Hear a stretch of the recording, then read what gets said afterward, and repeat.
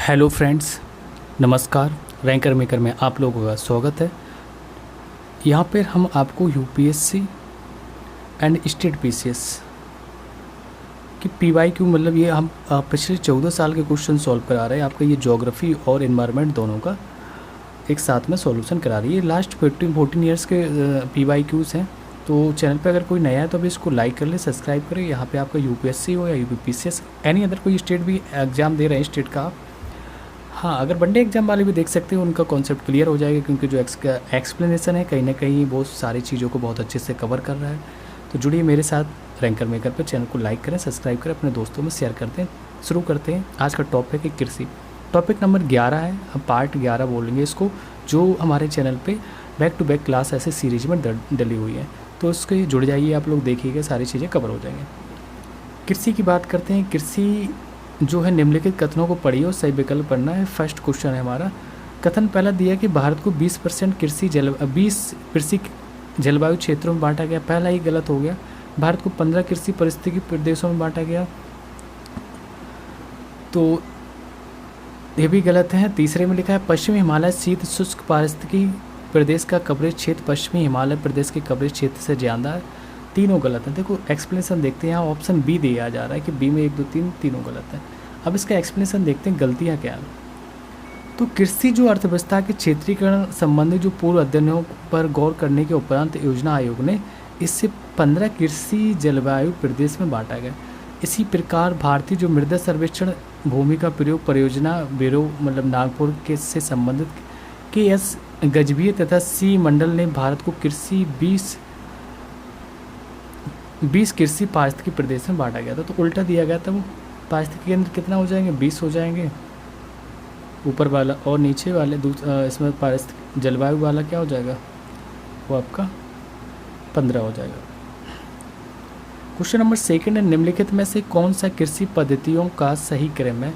कृषि पद्धतियों को सही क्रम की बात करना तो पहले मिट्टी को तैर करना, पानी से भर देना, फिर बुआई करना, फिर सिंचाई, फिर कटाई करते हैं। ऑप्शन यहाँ पे बीज राइट है। पहले फसल उगाने के लिए किसान बीज बोने से पहले मिट्टी तैयार करते हैं, हाँ वो तैयार ही था। फिर बीजों की बुआई करते हैं, खाद एवं उर्वरक मिलाने के बाद सिंचाई करते हैं, फिर फसलों की कटाई और भंडारण किया जाता है। अतः कृषि पद्धति का सही क्रम मिट्टी तैयार करना, बुआई करना, सिंचाई करना, कटाई करना। क्वेश्चन नंबर 3 है, निम्नलिखित फर्स्ट सूची को सेकंड से मिलाना। क्रांति फर्स्ट है, सेकंड सूची संबंधित है, उससे मैच करना। ओके, तो इसमें आपका जो है ऑप्शन डी दिया है। डी का मतलब गोल्डन क्रांति आपका हो जाएगा दूसरा। बागवानी एवं सेहत से रिलेटेड है। ग्रे क्रांति की बात करेंगे तो आपका चौथा उर्वरक से रिलेटेड है। पीली क्रांति तिलहन उत्पादक से। काली ब्लैक क्रांति आपका पेट्रोलियम उत्पादन से। चलिए देखते हैं। तो ये आपकी और भी क्रांतियाँ एक्स्ट्रा दी गई, सबका एक बार रिवीजन हो जाएगा। यूपीपी से 2022 का क्वेश्चन है।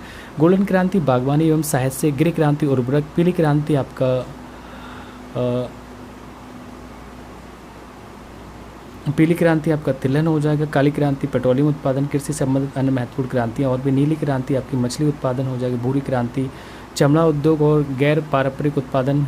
गुलाबी क्रांति ब्याज उत्पादन, झींगा उत्पादन। सिल्वर क्रांति कपास उत्पादन। लाल क्रांति मांस उत्पादन, टमाटर उत्पादन। श्वेत क्रांति दूध उत्पादन। रजत क्रांति की बात करेंगे तो इसमें जो अंडा उत्पादन है या हम जो कुक्कुड़ उत्पादन में आ जाता है। 2022 में आया था। यहाँ पे पीसीएस का क्वेश्चन है। 2020-21 में निम्नलिखित में से कौन सा राज्य देश में मूंगफली का सबसे बड़ा उत्पादक था? तो करंट का क्वेश्चन बन जाएगा। उस टाइम पे गुजरात था, है ना। तो इसको ये आर्थिकी के अकॉर्डिंग करंट का देखेंगे। इसमें ये करंट की चीज़ों को स्किप करना पड़ेगा। करेबा किस प्रकार की खेती के लिए प्रसिद्ध है? तो ये आपका केसर के लिए। किसके लिए? केसर के लिए करेबा प्रसिद्ध है। तो करेबा केसर की खेती के लिए प्रसिद्ध है। कश्मीरी भाषा में करेबा का शाब्दिक अर्थ उन्नत टेबल लैंड होता है। करेबा मृदा में समतल शीर्ष वाले टीले हैं जो कश्मीर घाटी के चारों तरफ से घिरे हुए हैं। वे स्तनपायी जीवाश्म और कुछ स्थानों पर मीट द्वारा प्रतिष्ठित हैं। करेबा के निक्षेपों में रेत, गाद मिट्टी, रोल मिट्टी इत्यादि पाए जाते हैं। यह घाटी कृषि और बागवानी फसलों के लिए काफ़ी लोकप्रिय है। ओके, नेक्स्ट क्वेश्चन देखते हैं। नेक्स्ट है क्वेश्चन नंबर 6 है। ये बिहार पीसीएस 2021 का क्वेश्चन था। निम्नलिखित राज्यों पर विचार करना था। भारत में चावल उत्पादक राज्यों के रूप में उपरोक्त की सही उपक्रम बताना है।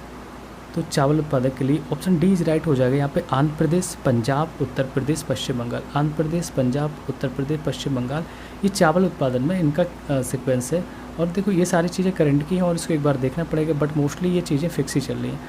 तो यहाँ पे हम आरोही क्रम की बात करेंगे तो आंध्र प्रदेश, पंजाब, उत्तर प्रदेश, पश्चिम बंगाल उल्टा कर देंगे। जब हम पश्चिम बंगाल चावल तथा जूट के उत्पादन में प्रथम स्थान पर, वही उत्तर प्रदेश गेहूं, कुल खाद्यान्न जो उत्पादन है उत्तर प्रदेश फर्स्ट है। गेहूं है आपका, गन्ना है, आम, दूध के उत्पादन में ये प्रथम स्थान पर यूपी आ जाता है। क्वेश्चन नंबर 7 है, निम्न कॉफ़ी उत्पादक क्षेत्रों में से कौन सा क्षेत्र कर्नाटक में नहीं है? तो इसमें बताना कौन सा नहीं, तो आपका डी नहीं है, मतलब पुलनेज नहीं है कर्नाटक में। चिकमंगलूर है, कुर्ग है, बाबा बुदनगिरी है। तो भारत की कॉफ़ी का एक प्रमुख उत्पादक देश है। यहाँ विश्व के कुल उत्पादक का लगभग 3% होता है और कॉफ़ी उत्पादन होती है। भारत में कर्नाटक राज्य कॉफ़ी का सबसे बड़ा उत्पादक राज्य है। कर्नाटक में कॉफ़ी जो है चिकमंगलूर, कुर्ग तथा बाबा बुदन क्षेत्र में उत्पादन होता है। पुलनेज कर्नाटक राज्य में स्थित है, कर्नाटक राज्य में ना स्थित होकर तमिलनाडु का काफ़ी उत्पादक क्षेत्र है। क्वेश्चन नंबर 8 है, निम्नलिखित दो कथन दिए गए, एक को अभिकथन तथा दूसरे को कारण कहा गया, तो अभिकथन और कारण बताने सही है या नहीं है? पंजाब, हरियाणा, उत्तर प्रदेश भारत के प्रमुख गेहूं उत्पादक राज्य, सही है बिल्कुल से। सुप्रवाहित उर्वर भूमि, शीतकाल में 10 डिग्री से 15 डिग्री से तापमान एवं लगभग 75 सेंटीमीटर औसत वार्षिक गेहूं के उत्पादन के लिए आवश्यक है। ये भी सही लग रहा है मुझे, देखते क्या है। ऑप्शन ए सही है, यहाँ पे ए और दोनों सही है और एक ही सही व्याख्या करता है। तो पंजाब, हरियाणा और उत्तर प्रदेश भारत के प्रमुख गेहूं उत्पादक राज्य हैं, क्योंकि गेहूं मुख्यतः एक ठंडी एवं शुष्क जलवायु की फसल होती है। अतः हमें ये बोने के समय 10 डिग्री से 15 डिग्री सेल्सियस तक, पकने के समय ये 20 डिग्री सेल्सियस से 25 डिग्री सेल्सियस तक का तापमान उत्तम माना जाता है।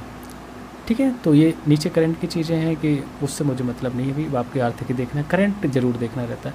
निम्न में से कौन सी एक फसल व्यापारिक नहीं है? तो व्यापारिक कौन सी नहीं? बाजरा आपकी व्यापारिक फसल नहीं है, क्योंकि व्यापारिक फसलों के अंतर्गत जो गन्ना है आपका, कपास, केला, रबर, चाय, कहवा, ये सब आ जाते हैं, जबकि बाजरा ये खाद्य फसलों के अंतर्गत आता है। निम्नलिखित में से किस पहाड़ी पर चाय बागान नहीं है? तो ये चाय बागान कहाँ नहीं है? तो डी हो जाएगा, गिरनार पर नहीं है।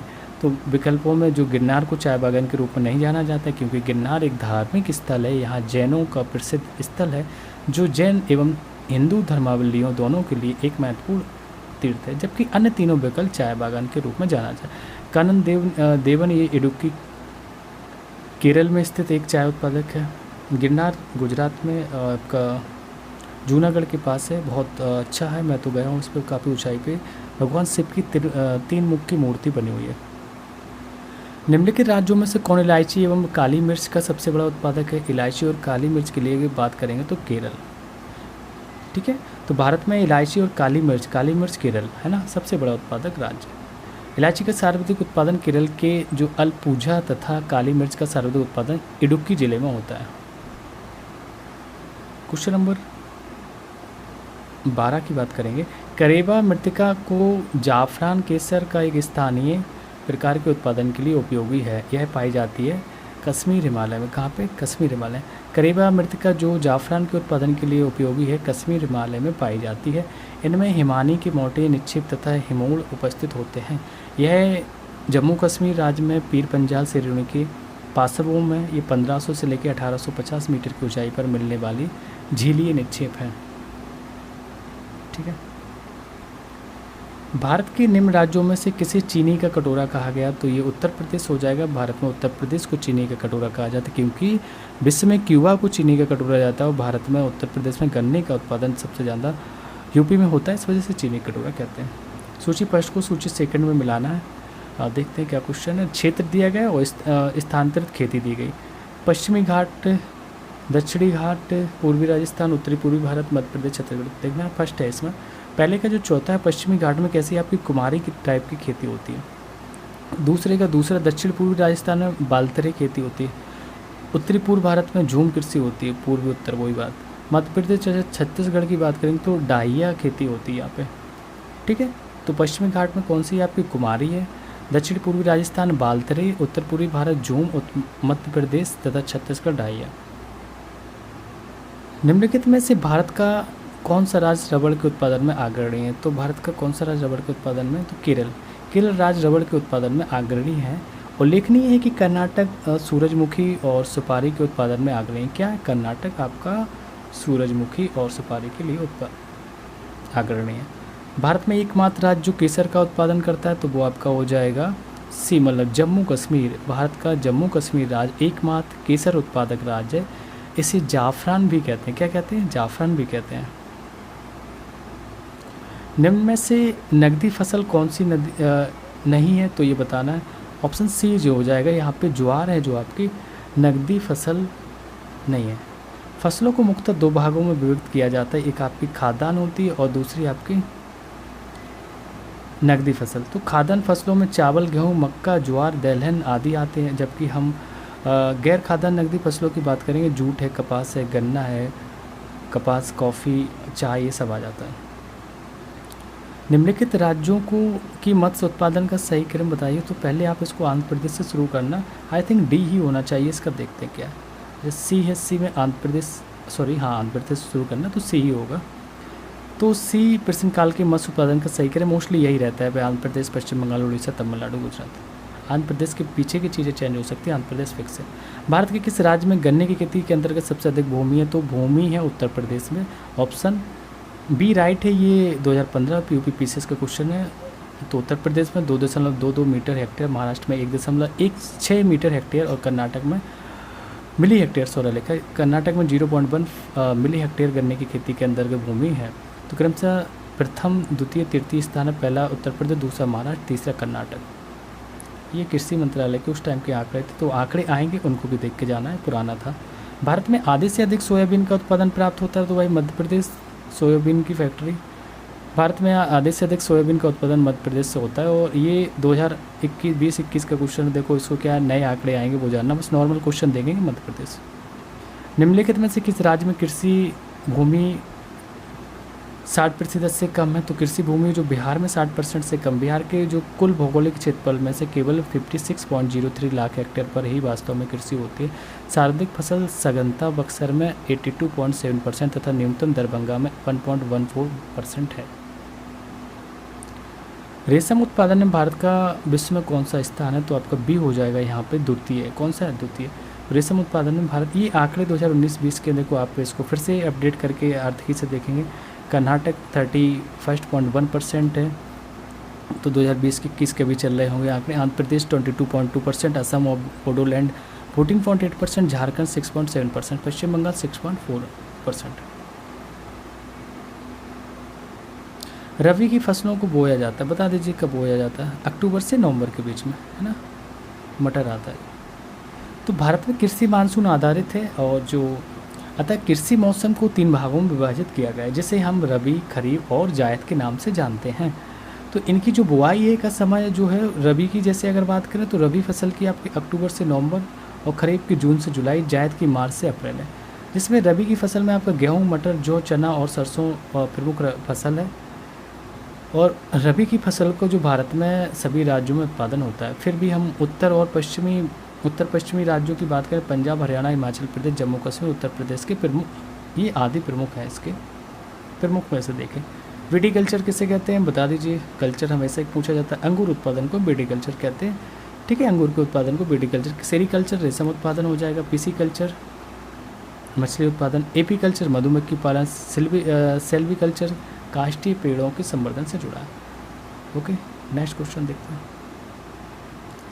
25 क्वेश्चन, निम्नलिखित में कौन सी खरीफ फसल नहीं है? नहीं पे ध्यान देना। और उत्तर प्रदेश 2022 का क्वेश्चन है, तो कौन सा नहीं है? सरसों नहीं है। खरीफ की पूछा था ना, आराम से अभी पढ़ा हम लोगों ने। अक्टूबर नवंबर में बोई जाने फसल को हम कैसे कहते हैं? रबी की फसल। मार्च अप्रैल में इसको काट लिया जाता है, जिसमें गेहूँ, जो चना, मटर, सरसों, आलू, ये सब आते हैं। खरीफ फसल की बात करें तो जून जुलाई में बोई जाती है, नवंबर दिसंबर में काट ली जाती है। इसकी जो मुख्य फसल धान, गन्ना, तिलहन, ज्वार, बाजरा, मक्का, अरहर। ओके, जायद की बात करें तो यह मार्च अप्रैल में बोई जाती है, बरसात के टाइम में, और मई जून तक काट ली जाती है। जैसे तरबूज है, खरबूज, खीरा, ककड़ी, लौकी, ये सब हरी सब्जियाँ आती हैं। भारत के निम्न राज्यों में से किसमें तंबाकू की कृषि के अंतर्गत बृहत्तम क्षेत्र, मतलब तंबाकू कहाँ अधिक से होती है? तो आंध्र प्रदेश हो जाएगा। यहाँ क्या हो जाएगा? आंध्र प्रदेश। सबसे ज़्यादा तंबाकू की बात करें तो पहले आपका गुजरात आता है, फिर आंध्र प्रदेश, फिर कर्नाटक, उत्तर प्रदेश। ओके, ये आंकड़े दिए गए, तो बस सिक्वेंस देखना रहता है, आंकड़े कहीं नहीं पूछे जा रहे हैं। कौन सा सुमेलित नहीं है स्थानांतरण कृषि का नाम और राज्य दिए गए हैं, तो आपका बी वाला सही नहीं है, इसको गलत कर दीजिए। क्योंकि जो मासा स्थानांतरण कृषि का संबंध मध्य प्रदेश राज्य से है और इसमें हिमाचल प्रदेश दिया गया था, इस वजह से गलत है। उड़ीसा एवं आंध्र प्रदेश की बात करें, पोंडू जो स्थानांतरण कृषि के नाम से जानती जाती है, मध्य प्रदेश में मासा, केरल में पोनम, असम में झूम कृषि। निम्नलिखित में से क्या भारत में नीली क्रांति से संबंधित है, बता दीजिए आप। मत्स्य पालन है, तो ये देखो और भी नीचे दिए गए हैं क्या किससे। भारत में नीली क्रांति के दौरान एक्वाकल्चर का विकास हुआ, जिसके कारण मछली पालन, मछली विपणन और मछली निर्यात में बहुत सुधार हुआ। नीली क्रांति के कारण भारत में झींगा मछली के उत्पादन में काफ़ी वृद्धि हुई। आंध्र प्रदेश और तमिलनाडु में झींगा का उत्पादन बहुत ही व्यापक स्तर पर होता है। इसी कारण आंध्र प्रदेश के नेल्लोर जिले को भारत की झींगा मछली की राजधानी कहा जाता है। चीन के बाद भारत दुनिया का सर्वाधिक मछली उत्पादक राष्ट्र है। मिलते हैं। चलिए क्वेश्चन नंबर 29 देखते हैं, जिसमें लिखा है कि भारत में हरित क्रांति के फलस्वरूप खाद्यान्नों के उत्पादन में वृद्धि हुई। ये कथन था आपका। कारण दिया है कि भारत में हरित क्रांति के जो परिणाम स्वरूप क्षेत्रीय असमानताओं में वृद्धि हुई। तो इसमें से ये दो एक कथन और कारण था, कौन सा सही, तो आपका बी सही है। ए और बी दोनों सही है, परंतु जो आर है ए की सही व्याख्या नहीं करता। तो देखते हैं क्या है कि भारत में जो हरित क्रांति के फलस्वरूप खाद्यान्नों के उत्पादन में अभूतपूर्व वृद्धि हुई, किंतु यह वृद्धि कुछ एक क्षेत्रों तक ही सीमित रही थी, जैसे पश्चिमी उत्तर प्रदेश इस साइड में, जिससे क्षेत्रीय मतलब गंगा बेसिन जो बोल सकते हैं, जिससे क्षेत्रीय असमानताओं में वृद्धि हुई। तो इस प्रकार जो प्रश्नगत कथन है आपका, कारण दोनों सत्य, किंतु कारण कथन का सही व्याख्या नहीं करता। क्वेश्चन नंबर 30 के समांतर फसल का एक उदाहरण है, तो कौन सी फसल है जो समांतर फसल का उदाहरण है, ये आपको बताना है। तो बी हो जाएगा ऑप्शन यहाँ पे। गेहूं और सरसों समांतर फसल है, एक साथ में इनको खेतों में उगाया जा सकता है। तो गेहूं और सरसों आपके कैसे समांतर फसल है। समांतर फसल के अंतर्गत पौधों को बिना हानि पहुंचाए हुए एक नया अतिरिक्त फसल उसी खेत में ली जा सकती है। जैसे ईख की फसल में आलू है, प्याज है, धनिया है, ये सब उगाया जा सकता है। उसी टाइप से सरसों के साथ गेहूं को उगाया जाता है। 31 क्वेश्चन में भारत में प्रति हेक्टेयर चावल का औसत उत्पादन वर्ष 2013-14 में कोई मतलब नहीं है, स्किप कर दिए। इसको हम करंट के हिसाब से देखें तो वर्ष 2019-20 में भारत के उपलब्ध आंकड़ों के अनुसार प्रति हेक्टेयर चावल का औसत उत्पादन 2705 किलोग्राम प्रति हेक्टेयर है, और वर्ष 2023 से 13-14 से कोई मतलब नहीं। चलिए कथन कारण दिए गए। यद्यपि भारत के कुछ ही भागों में कपास उत्पादित की जाती है, परंतु सूती वस्त्र उद्योग पूरे देश में फैला हुआ है। कारण है इसका कच्चा माल वस्त्र बनाने की प्रक्रिया में अपना भार नहीं खोता है। तो इसका ऑप्शन है आपका एक, कथन सही है और कारण भी सही है। क्योंकि यद्यपि भारत के कुछ ही भागों में कपास उत्पादन की जाती है, बिल्कुल सही बात है, परंतु सूती वस्त्र का उद्योग तो पूरे भारत में फैला हुआ है। तो इससे कच्चा जो माल है वस्त्र बनाने की प्रक्रिया में अपना आभार नहीं खोता है। तो कपास का जो भारत का जो उष्ण एवं उपोष्णकटिबंधीय पौधा है, उसकी कृषि मुख्य रूप से भारत के दक्षिण पठारीय क्षेत्रों में की जाती है, किंतु इस पर आधारित सूती वस्त्र उद्योग पूरे भारत में फैला हुआ है। वस्त्र बनाने की प्रक्रिया के दौरान कच्चे माल के भार में कमी आ जाती है। निम्नलिखित में कौन सा राज्य भारतवर्ष में रबर की खेती के लिए जाना जाता है। तो रबर की बात करेंगे तो केरल लगाना सीधा आप। तो भारतवर्ष में रबर की सर्वाधिक खेती केरल में होती है। रबर बोर्ड का मुख्यालय वो आपका कहाँ पे, कोट्टाटायम में, केरल में स्थित। रबर हैवी ब्रेसलेंस अमेजन बेसिन ब्राज़ील का पौधा है, और यह पौधरोपण के 2-3 वर्षों बाद ये लेटेक्स देना प्रारंभ कर देता है। इसके लिए आर्द्र और गर्म मौसम है, जो 25 से 35 डिग्री सेल्सियस तक वार्षिक वर्षा 200 से 300 सेंटीमीटर की आवश्यकता होती है। क्वेश्चन नंबर 34 है कि इनमें से कौन सा समूह मिलेट्स मतलब श्री अन्न फसलों का है। तो करंट का क्वेश्चन है, मिलेट्स के बारे में बताना इंपॉर्टेंट क्वेश्चन है। तो डी हो जाएगा यहाँ पे। डी मतलब है ज्वार है, कोदो है, कागनी है, रागी, ये 3 हो जाएंगे। इधर देख लेते हैं। केंद्रीय बजट 2023-24 में दरअसल क्या हुआ था, मोटे अनाजों जो मिलेट्स के श्री अन्न कहा गया है, इसमें ज्वार है, बाजरा है, रागी है, साम है, कांगनी, चीना, कोदो, कुटकी और कुट्टू मोटे अनाज। भारत के प्रस्ताव के आधार पर संयुक्त राष्ट्र महासभा द्वारा वर्ष 2023 को अंतर्राष्ट्रीय मिलेट्स वर्ष घोषित किया। ये क्वेश्चन बहुत पूछा जाता है कि मिलेट्स वर्ष कौन से ईयर को घोषित किया गया? 2023 को घोषित किया गया। ठीक है।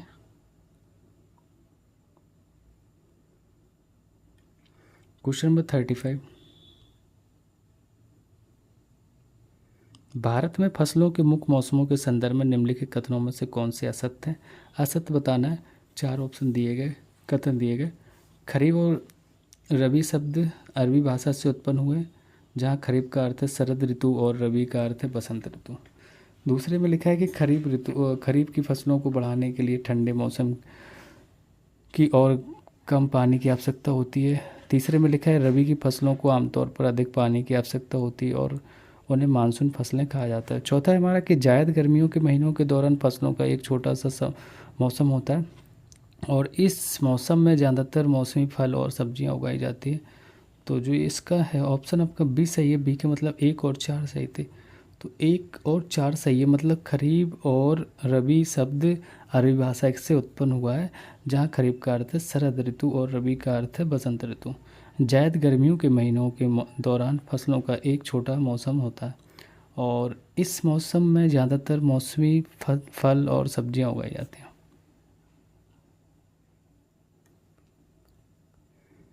ठीक है, तो हम बोल सकते हैं ये जो लिखा है रबी की फसल को बढ़ने के लिए ठंडे मौसम की और कम पानी की आवश्यकता होती है, बिल्कुल सही बात है। जायद गर्मियों के महीनों में फसलों का एक छोटा मौसम होता है, इस मौसम में ज़्यादातर मौसमी फल और सब्जियां पाई जाती हैं जो बरसात के दिन। दिए गए शब्द कथनों को पढ़िए और दिए गए विकल्पों में से सही कथन बताना है। 2 कथन दिए गए हैं। पहले में लिखा है कि आपका सिक्किम हिमालय करेवा के लिए प्रसिद्ध है, जो कि जाफरन की खेती के लिए उपयोगी है। ठीक है। दूसरे में लिखा है कि हिमनद चिकनी मिट्टी और दूसरे पदार्थों का हिमोड़ पर मोटी परत के रूप में जमाव को करेवा कहते हैं। तो इसमें से आपके कथन ए असत्य है, मतलब पहला वाला गलत हो गया, दूसरा सत्य है। ओके, हिमनद चिकनी मिट्टी और दूसरे पदार्थों का हिमोड़ पर मोटी परत के रूप में जमाव को करेवा कहते हैं। चलिए एक्सप्लेनेशन देख लें। तो करेवा कश्मीर घाटी में पाए जाने वाली झील निक्षेप मृदा है। यह जम्मू कश्मीर में पीर पंजाल श्रेणियों की ढालों में 1500 से लेकर 1850 मीटर की ऊंचाई पर मिलता है। सिक्किम में भी केसर की खेती प्रारंभ की गई है, लेकिन प्रश्न में लिखा है कि सिक्किम करेवा के लिए प्रसिद्ध है, तो ये गलत है। क्वेश्चन नंबर 37 देखें। कॉलम फर्स्ट को कॉलम सेकंड से मैच करना है और पहले में लिखा है कि रागी, बाजरा, ज्वार, उड़द, ये आपके कॉलम फर्स्ट है। कॉलम सेकंड कर्नाटक, महाराष्ट्र, मतलब इससे रिलेटेड कौन से हैं कौन से नहीं हैं। तो अगर हम यहाँ पे बात करें रागी, तो ये रागी तो कर्नाटक ही है।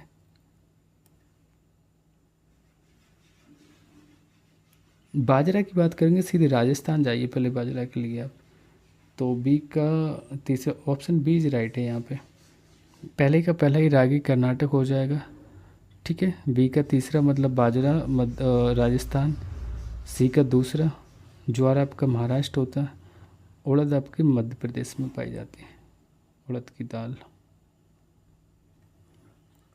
तो रागी कर्नाटक, बाजरा राजस्थान, ज्वार महाराष्ट्र, उड़द मध्य प्रदेश। क्वेश्चन नंबर 38 फिर से कॉलम फर्स्ट कॉलम सेकंड को मैच करना, डायरेक्ट देख लेते हैं। झूमिंग है वो कृषि आपके उत्तरी पूर्वी क्षेत्र में होती है। खिल हिमालय पट्टी में होती है। ब्रिंगा या बरिंगा उड़ीसा। बालरे की बात करेंगे तो बालरे आपके दक्षिणी पूर्वी राजस्थान। भारत से विदेशों में बहुतायत में निर्यात की जाने वाली आम की कौन सी प्रजाति है? तो आम की कौन सी प्रजाति है जो हम लोग निर्यात करते हैं? तो वो हो जाएगा आपका अल्फांसो। भारत में विदेशों में बहुतायत में निर्यात की जाने वाली जो आम की प्रजाति वो अल्फांसो है, केसर है, तोतापरी, बेगनपल्ली। आम का निर्यात मुख्य रूप से 3 रूपों में होता है, ताज़ा आम का पल्प और आम स्लाइस। तो आम के प्रमुख उत्पादक राज्य हैं आपके उत्तर प्रदेश, बिहार, आंध्र प्रदेश, तेलंगाना और कर्नाटक। जूट की खेती के बारे में निम्नलिखित कथनों पर विचार करना है। तो दिए गए हैं 3 कथन। लिखा है जूट की रबी की फसल है, नहीं रबी की फसल तो नहीं, खरीफ की फसल है, तो पहला तो गलत ही हो गया आपका। दूसरे में लिखा है जूट की फसल के लिए उच्च तापमान सहित आर्द्र जलवायु की जरूरत है। हाँ, ये सही है। भारत में जूट की खेती मुख्य रूप से देश के पूर्वी क्षेत्र में सीमित है। ये भी सही है। ऑप्शन बी इज राइट हो जाएगा। यहाँ पे कौन सा हो जाएगा? ऑप्शन बी हो जाएगा। इसमें लिखा है जूट एक खरीफ की फसल जिसकी बुआई फरवरी से जून की तथा कटाई जुलाई से अक्टूबर में की जाती है। इसके लिए गर्म और नम जलवायु आवश्यक है, जिसमें तापमान 25 से 35 डिग्री अपेक्षित आर्द्रता जो 90% तक तथा वर्षा है वो 100 से 200 सेंटीमीटर की आवश्यकता होती है। तो भारत में इसका जो संकेंद्रण पूर्वी क्षेत्रों मतलब कि राज्यों जैसे पश्चिम बंगाल है, पूर्वी बिहार है, असम, इन सब की जगह होती है।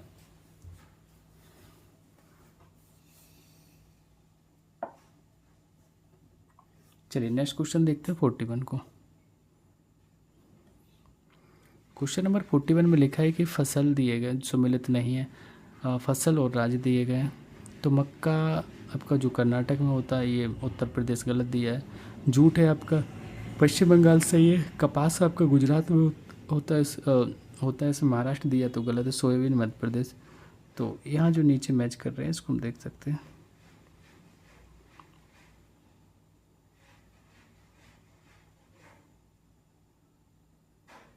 ठीक है, हाँ उसमें दो सही हो रहे हैं।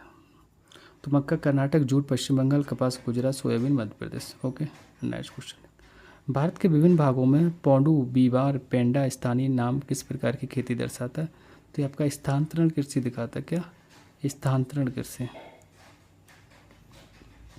तो भारत के विभिन्न भागों में पौंडू, बीवार, पेंडा स्थानीय नामी स्थानांतरण की प्रकार की खेती को दर्शाता है। पौंडू आपका तेलंगाना और बीबर आपका मध्य प्रदेश छत्तीसगढ़, पेंडा आपका आंध्र प्रदेश में आ जाता है। निम्नलिखित में से कौन सबसे महत्वपूर्ण सोयाबीन उत्पादक राज्य? मध्य प्रदेश। बिल्कुल रटा हुआ क्वेश्चन है। वर्तमान में सोयाबीन का सर्वाधिक उत्पादक वाला राज्य महाराष्ट्र है। अच्छा, मिलियन टन में अब महाराष्ट्र आ गया भैया टॉप पे, जो 6.20 मिलियन टन है उसका उत्पादन करता है। इसका अखिल भारत में सोयाबीन उत्पादन 48.07% है। 2021 के आंकड़े। दूसरे और तीसरे स्थान पर मध्य प्रदेश, दूसरा तीसरा राजस्थान। ओहो, चलिए क्वेश्चन कब आया था? छत्तीसगढ़ पीछे। निम्नलिखित में से कौन सा एक भारत में नीली क्रांति से संबंधित? तो आप बता सकते हैं। ये मत्स्य पालन होता है तो नीली क्रांति से संबंधित है। कुछ क्रांतियाँ दी गई हैं महत्वपूर्ण, इनको देख लेते हैं, है ना। तो आपका खाद्य उत्पादन में वृद्धि हरित क्रांति, उर्वरक उत्पादन भूरी क्रांति, दुग्ध उत्पादन श्वेत क्रांति, तिलहन उत्पादन पीली क्रांति, पेट्रोलियम काली क्रांति, मांस टमाटर उत्पादन लाल क्रांति, आलू उत्पादन गोल्ड क्रांति। तो ये सब आ जाएंगे भैया। निम्नलिखित कथनों पर विचार करना है। इसमें दिया है कि 3 कथन दिए गए, कितने कथन सही है पूछा है कि चीन की तुलना में भारत के पास अधिक कृषि योग्य क्षेत्र है। चीन की तुलना में भारत में सिंचित क्षेत्र, ये देखो यूपीएससी का क्वेश्चन है, समझ लो कितने कथन सही है, पूछा 2023 में। चीन की तुलना में भारत में सिंचित क्षेत्र का अनुपात अधिक है। चीन की तुलना में भारत की कृषि में प्रति हेक्टेयर औसत उत्पादन अधिक है। ऑप्शन बी हो जाएगा। केवल इसमें 2 सही है। देखो आपको कौन से 2 सही है वो बताते हैं आपको।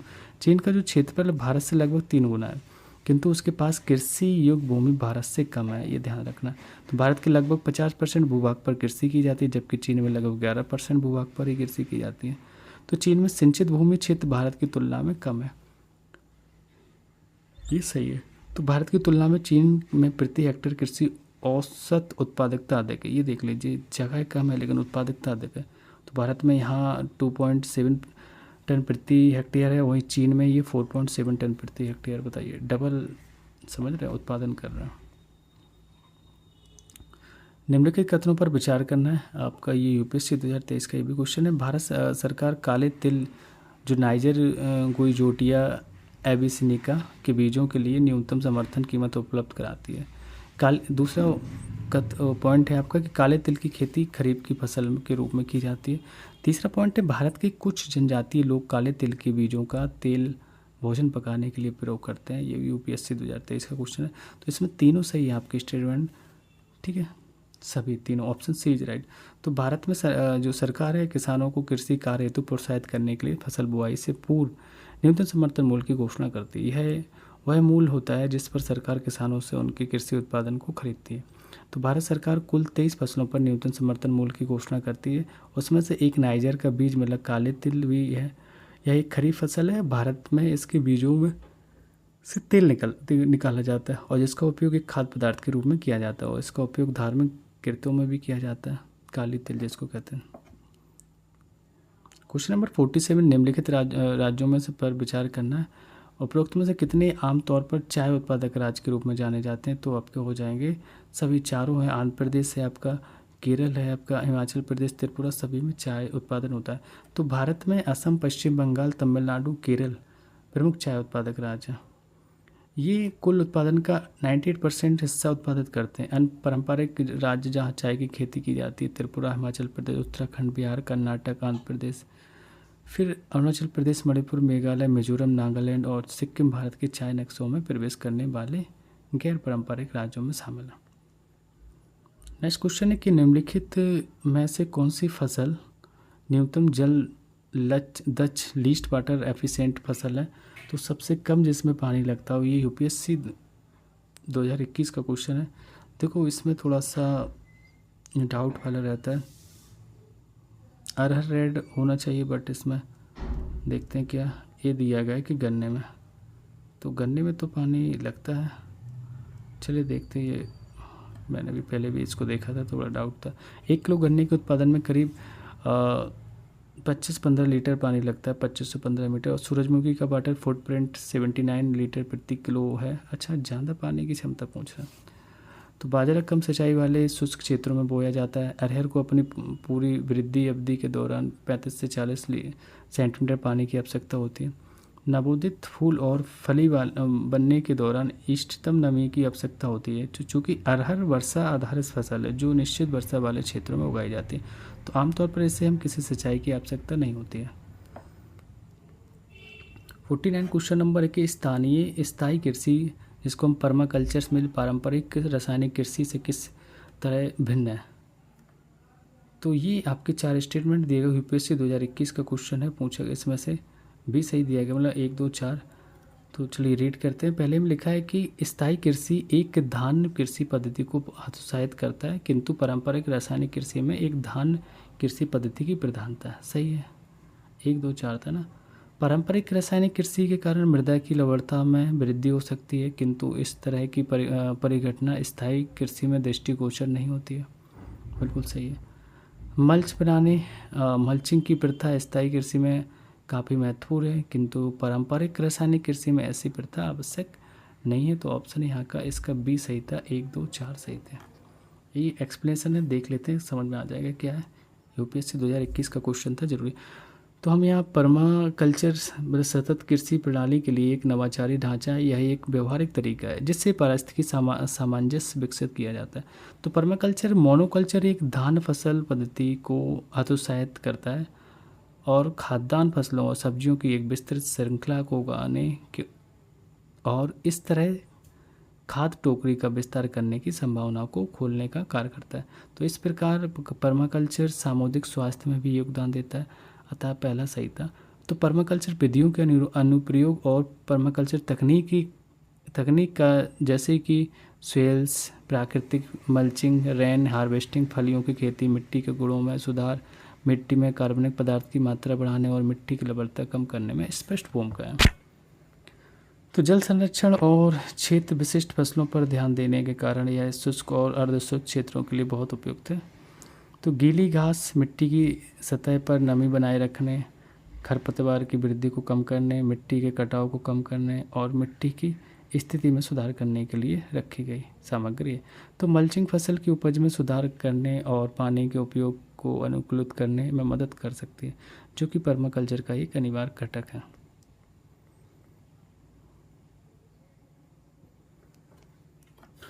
चलिए, ये बड़े बड़े क्वेश्चन है, थोड़ा सा आप देखिए। ये आपका यूपीएससी 2020 का क्वेश्चन, ऐसे क्वेश्चन स्टेटमेंट वाले आते हैं। इसमें लिखा है कि भारत में गन्ने की खेती में वर्तमान प्रवृत्तियों के संदर्भ में निम्नलिखित कथनों पर विचार करना है। तो बताइए, पहला स्टेटमेंट है, जब बड चिप मतलब सेटलिंग्स मतलब बड चिप सेटलिंग्स को नर्सरी में उगाकर मुख्य कृषि भूमि में प्रतिरोपित किया जाता है, तब बीज सामग्री में बड़ी बचत होती है। तो जब सेट्स का सीधे रोपण किया जाता है तब एक कलिका सिंगल बर्ड जो बर्ड्स होते हैं बर्ड्स का अंकुरण प्रतिशत कई कलिका मैनी बर्डेड सेट्स की तुलना में बेहतर होता है। तीसरा नंबर का है पॉइंट, तो खराब मौसम की दशा में यदि सेट्स का सीधे रोपण होता है तब एक कलिका सेट्स का जीवन बचना बड़े मौसम की तुलना में बेहतर होता है। तो गन्ने की खेती, चौथा नंबर पॉइंट है गन्ने की खेती उत्तक संवर्धक और से तैयार की गई सेटलिंग से की जा सकती है। तो यहाँ पे ऑप्शन सी सही है, मतलब सी के मतलब पहला दूसरा सही है, पहला और चौथा सही है। तो देखते हैं पहले चौथे में क्या था। गन्ना की महत्वपूर्ण वाणिज्यिक फसलों में से एक है यह उष्ण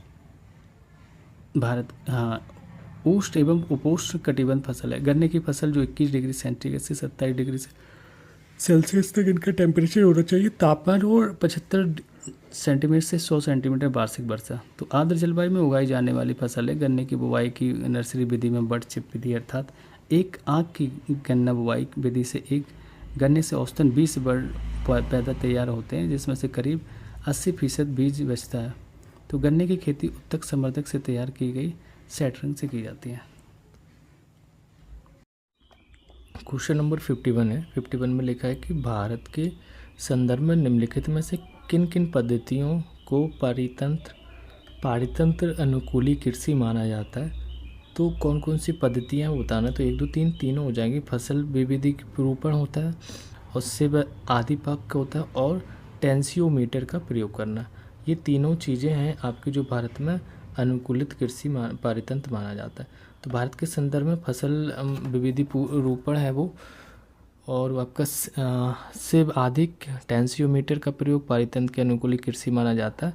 तो इस प्रकार की कृषि में से मृदा अवनयन तथा अपरदन नहीं होता है। साथ ही ऐसी कृषि तकनीक जल संरक्षण में भी योगदान देती है। 52 क्वेश्चन नंबर देखते हैं। लिखा है कि यह फसल उपोष्ण प्रकृति की है, उसके लिए कठोर पाला हानिकारक है। विकास के लिए उसे कम से कम 210 पाला रहित दिवसों और 60 से 100 सेंटीमीटर वर्षा की आवश्यकता पड़ती है। तो हल्की सुअपवाहित मृदा जिसमें नमी धारण करने की क्षमता है, उसकी खेती के लिए आदर्श रूप से अनुकूल है। यह फसल निम्नलिखित में से कौन सी है। तो बताना, ये कपास है, जूट है, गन्ना है, चाय, ये इसकी विशेषता बताइए। यूपीएससी 2020 का क्वेश्चन है। तो कौन सी फसल के लिए ये सारी चीज़ें कहेंगे, वो आपका कपास हो जाएगा। क्या हो जाएगा, ऑप्शन ए।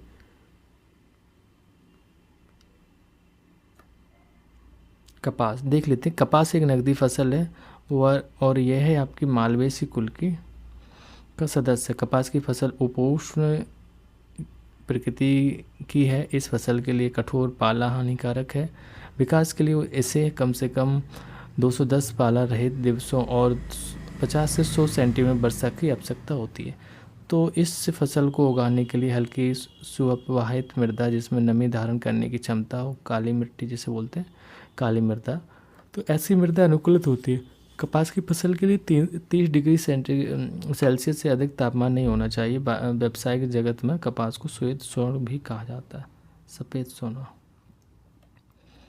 53 क्वेश्चन नंबर है। निम्नलिखित में से कौन सा एक पादप समूह नवीन विश्व न्यू वर्ल्ड में कृषि युग बनाया गया तथा इसका विश्व ओल्ड वर्ल्ड में प्रचलन शुरू किया गया था। तो वो आपका तंबाकू, कोका, रबड़। जो नया विश्व अमेरिका क्षेत्र तथा पुरानी दुनिया अफ्रीका, एशिया और यूरोप को संदर्भ करता है। तो ऐसा पादप जिनका प्राचीन विश्व में प्रचलन था वो आपका सूरजमुखी, अनानास, पपीता, आलू, टमाटर, तंबाकू, रबड़, कोको, कपास इत्यादि सब थे। तो इन पादपों में मुख्यतः तंबाकू, कोको, रबड़ को नवीन विश्व में कृषि युग बनाया गया। मतलब अफ्रीका, यूरोप, एशिया जैसे देशों में इसको कृषि में मुख्य बनाया गया। हालांकि इन पादपों में अतिरिक्त कपास, मक्का आदि का भी प्रचलन प्राचीन विश्व में हुआ था, लेकिन इन्हें नवीन विश्व में बृहद पैमाने पर कृषि युग नहीं बनाया गया। Question number 54। भारतीय कृषि में पारिस्थितिकियों के संदर्भ में संरक्षण कृषि की संकल्पना का महत्व बढ़ जाता है। तो निम्नलिखित में से कौन कौन को संरक्षण कृषि के अंतर्गत आते हैं, ये 4-5 दिए गए। तो इसमें लिखा है एक धान्य कृषि पद्धतियों का परिहार, दूसरा है न्यूनतम जोत को अपनाना, तीसरा है बागानी फसलों की खेती का परिहार, चौथा है आपका मृदा धरातल को ढकने के लिए फसल अपशिष्ट का प्रयोग, पांचवा आपका स्थानिक एवं कालिक फसल अनुक्रमण फसल अवतरणों का अपनाना। तो ये सी हो जाएगा ऑप्शन इसमें, जिसमें लिखा है कि आपका दूसरा चौथा पांचवा, तीन सही है, दूसरा चौथा पांचवा।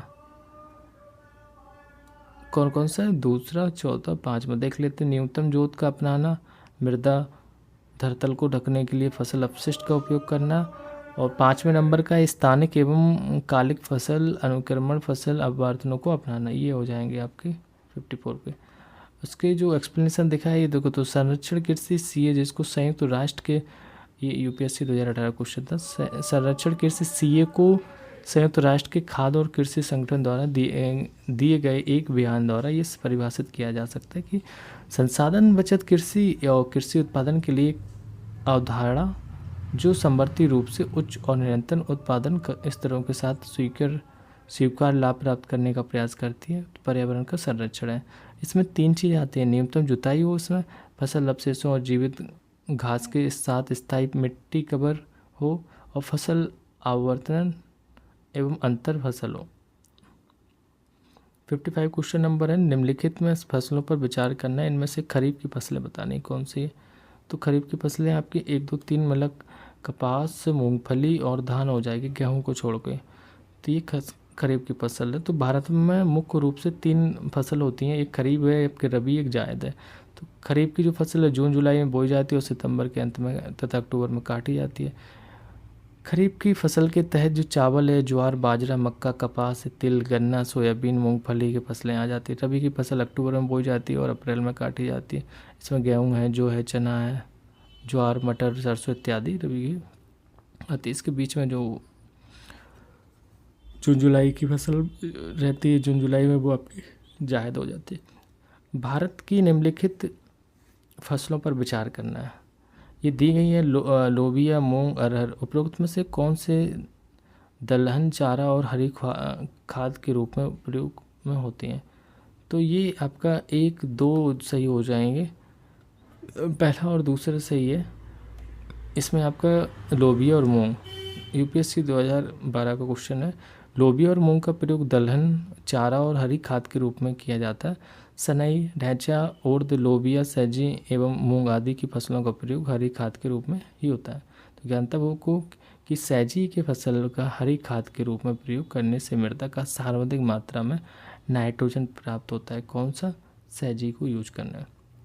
भारत की निम्नलिखित फसलों पर विचार करना है। फिर से आपके मूंगफली, तिल, बाजरा, यूपीएससी 2012 का क्वेश्चन है।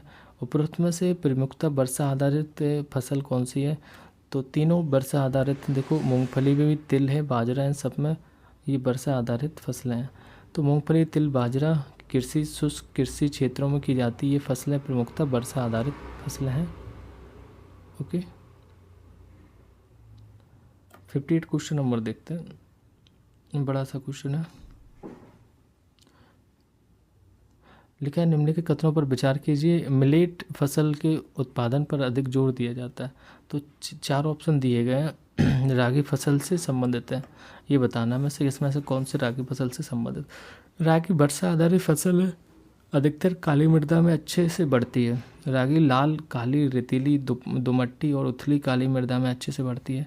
यह शुष्क क्षेत्र की फसल है और आयरन, कैल्शियम और रुक्षांश रफेज से भरपूर होती है। कर्नाटक, तमिलनाडु, झारखंड, राजस्थान और अरुणाचल प्रदेश रागी उत्पादन के प्रमुख राज्य हैं। देखते हैं कौन सा ऑप्शन बी राइट है। यहाँ पे दूसरा और तीसरा सही है, देख लेते हैं एक बार फिर से। दूसरे में क्या लिखा है? रागी लाल, काली, रेतीली, दोमट्टी और उथली काली मृदा में अच्छे से बढ़ती है।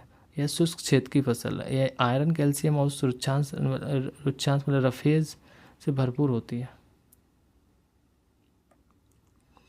तो जो एक्सप्लेनेशन इसका जो दिया गया कि फिंगर मिलेट को आमतौर पर रागी के नाम से जाना जाता है। यह एक महत्वपूर्ण मोटा अनाज है। रागी की खेती खरीफ के मौसम में की जाती है। यह एक गर्मी को सहने वाली फसल है। इसकी खेती विभिन्न प्रकार की मिट्टी में की जाती है, परंतु यह फसल अच्छी जल निकासी वाली दोमट मिट्टी में अच्छे से पनपती है। तो यह आयरन है, कैल्शियम है, रफेज से भरपूर होती है। भारत में कर्नाटक, तमिलनाडु, आंध्र प्रदेश, उड़ीसा, झारखंड, महाराष्ट्र में मुख्य रूप से रागी की फसल होती है। 59 क्वेश्चन नंबर देखते हैं हम लोग कि काटकर जलाने वाली कृषि जिसे आमतौर पर झूम कृषि कहा जाता है, तो ये आपकी भारत के उत्तरी पूर्वी राज्यों में की जाती है। कहाँ पे? ऑप्शन ए राइट था। काटकर जलाने वाली कृषि जिसे सामान्यतः झूम कृषि कहा जाता है, भारत के उत्तर पूर्वी राज्यों में प्रचलित है। इस कृषि को पश्चिमी घाट में कुमारी, देखो हर जगह अलग अलग नाम दिए गए, पश्चिमी घाट में कुमारी, दक्षिण पूर्वी राजस्थान में बालरे तथा उड़ीसा में पोंडू और डाबी कोमान नामों से इनको जाना जाता है। क्वेश्चन नंबर 60 है, 4 स्टेटमेंट दिए गए, कथन बताना कौन सा सही है चारों में।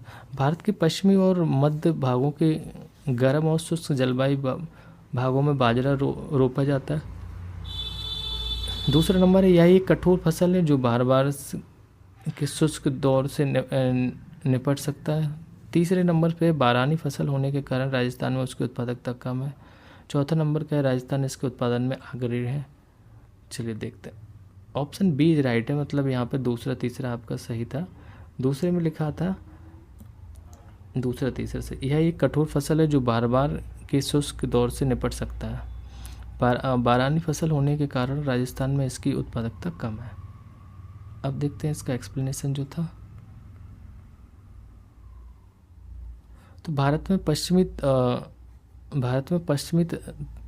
तट तथा उत्तर पश्चिम भागों में गर्म और शुष्क जलवायु भागों में बाजरा बोया जाता है। यह फसल इस क्षेत्र के शुष्क दौर तथा सूखा सहन करने में समर्थ है। इसे हम एकल या मिश्रित फसल के रूप में बाया जाता है। यह फसल देश के कुल बाह्य क्षेत्र में लगभग 5.2% भाग पर बोई जाती है। बाजरा उत्पादक प्रमुख जो राज्य है, महाराष्ट्र, गुजरात, उत्तर प्रदेश, राजस्थान, हरियाणा है। वर्षा पर निर्भर होने के कारण राजस्थान में इसकी अधिकता कम है। क्वेश्चन नंबर 61, भारत में शुष्क भूमि की खेती उन प्रदेशों तक सीमित है जहां वार्षिक वर्षा होती है आपकी 75 सेंटीमीटर की। तो यहाँ पे शुष्क भूमि खेती की लिमिट है आपकी 75 सेंटीमीटर तक के। तो भारत में शुष्क भूमि खेती मुख्यतः उन क्षेत्रों तक सीमित है जहां वार्षिक वर्षा 75 सेंटीमीटर से कम होती है। इन क्षेत्रों में शुष्कता को सहने में सक्षम फसलें जैसे रागी, बाजरा, मूंग, चला और गुआरा में चारा फसलें आदि उगाई जाती हैं। ठीक, चारा फसलें जो मोस्टली जानवरों के लिए यूज करते हैं। तो आई होप आप लोगों को ये सेशन पसंद आ रहा होगा। चैनल को लाइक करें, सब्सक्राइब करें, अपने दोस्तों को शेयर करें। मिलते हैं, नेक्स्ट टॉपिक आपका रहेगा पशुपालन से रिलेटेड। ठीक है, एक क्वेश्चन ही है इसमें पशुपालन, इसी में देख लेते हैं। हाँ, पशुपालन में क्या है, निम्नलिखित में से कौन सी मवेशी नस्ल राजस्थान की नहीं है? तो आपका हल्लीकर नहीं है। राजस्थान के पशुपालन के क्षेत्र में गाय का स्थान अत्यंत महत्वपूर्ण है। थारपारकर, राठी व मेवाती नस्ल की मवेशियाँ राजस्थान की प्रसिद्ध नस्ल हैं, जबकि हल्लीकर नस्ल कर्नाटक में पाई जाती है। तो अब ठीक है, अब आप लोगों को क्लियर होगा। आई होप आप लोगों को सेशन पसंद आया होगा। चैनल को लाइक करें, सब्सक्राइब करें। मिलते हैं नेक्स्ट सेशन में आपका नेक्स्ट क्लास में खनिज संसाधन में।